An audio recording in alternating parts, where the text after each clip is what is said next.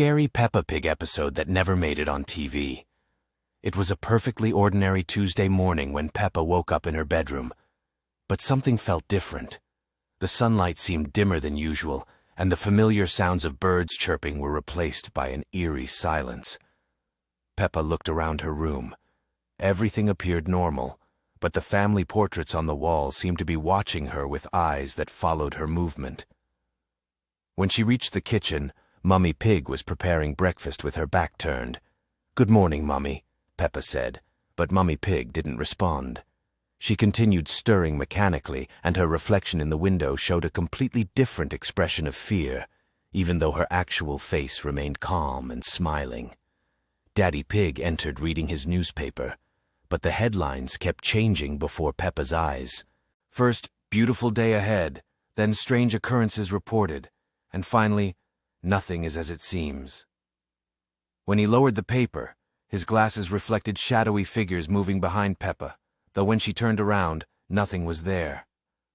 George bounced in with Mr. Dinosaur, but the toy's plastic eyes had turned completely black and seemed to move on its own when George wasn't looking. During breakfast, Peppa realized everyone was eating the same spoonful over and over, stuck in a loop, responding with identical words from yesterday. Peppa decided to visit Susie's sheep. Walking through town, she noticed all the animal families doing the exact same activities as yesterday. Candy Cat playing with the same ball, Pedro Pony riding in the same pattern, Rebecca Rabbit hopping in the same rhythm. At Susie's house, her friend sat staring at the sky with complete stillness, wool moving as if blown by unfelt wind. "Hello, Peppa," Susie said with a smile too wide and eyes that looked right through her. "Would you like to play the same game we played yesterday and the day before?" Peppa couldn't remember what game or what had happened yesterday.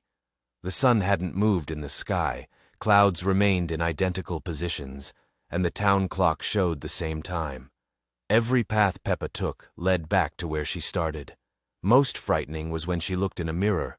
Her reflection was doing things she wasn't doing, waving when she stood still, frowning when she smiled, mouthing words she wasn't speaking. As evening approached without the sun setting, Peppa found herself back in her bedroom.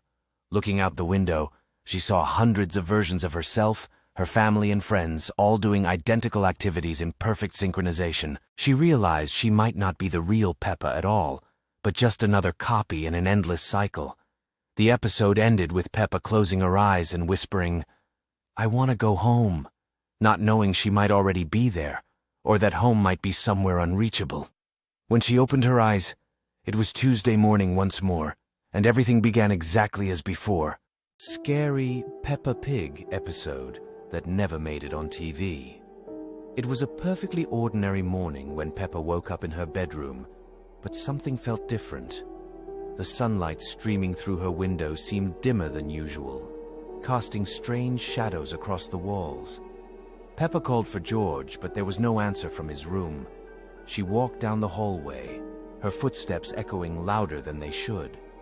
When Peppa reached the living room, she found George sitting on the purple sofa, but he wasn't moving. His eyes were wide open, staring at the television screen that showed nothing but static. Peppa tried to speak to him, but George didn't respond. His favorite dinosaur toy lay forgotten on the floor, its plastic eyes seeming to follow Peppa. Mummy Pig was in the kitchen, standing perfectly still at the counter. She was smiling, but her smile was too wide, stretching beyond what seemed natural. When Peppa asked what was for breakfast, Mummy Pig turned her head slowly, her neck making a soft clicking sound. Her eyes had changed color, becoming a deep, dark shade. Daddy Pig was reading his newspaper in his chair, but the pages were blank. He turned each empty page with mechanical precision, his glasses reflecting nothing but darkness. When Peppa approached him, she noticed that his breathing had stopped, yet he continued to turn the pages. The house began to feel smaller, as if the walls were slowly moving inward. The familiar yellow walls started to fade, becoming a sickly gray color that spread across every surface. The pictures on the walls showed the family, but their faces were blurred and distorted. Peppa ran to the front door, but it wouldn't open. The handle turned, but the door remained sealed shut. Through the window, she could see that the outside world had changed. The green hill where their house sat was now barren and brown, and the sky had turned an unnatural shade of purple. The telephone rang, its shrill sound cutting through the silence. Peppa answered it, hoping to hear a familiar voice, but there was only breathing on the other end. Slow, deliberate breathing that seemed to match her own heartbeat. As the day wore on, Peppa realized that time had stopped moving forward. The clock on the wall showed the same time it had when she first woke up. The sun remained in the exact same position in the sky. Peppa tried to wake her family, shaking them gently, but they remained frozen in their positions. Their eyes followed her movements, but they never blinked, never spoke, never moved.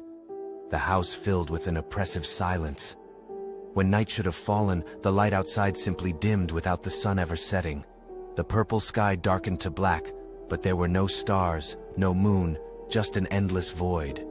Peppa pressed her face against the window. The last thing Peppa remembered was her own reflection in the window glass, but it wasn't quite right. Her reflection was smiling that same too wide smile.